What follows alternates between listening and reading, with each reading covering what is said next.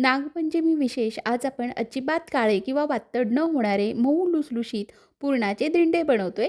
त्यासाठी वाटीभर चणा डाळ भिजवून घेतली. कुकरमध्ये काढून त्यात हळद तेल घालून 2-3 शिट्ट्या करून घ्यायच्या. तोपर्यंत पीठ भिजवू. 2 वाट्या गव्हाचं पीठ, मीठ, किंचित हळद घालून लागेल तसं पाणी घालून पीठ सॉफ्टसर भिजवून घ्यायचं. झाकून मुरत ठेवा. तोपर्यंत डाळ चांगली सॉफ्टसर शिजली. डाळीतील संपूर्ण पाणी उपसून नंतर त्याच कुकरमध्ये डाळ काढून घेतली. वाटीभर चिरलेला गूळ घालून पुरणाला चटका लावून घ्यायचे.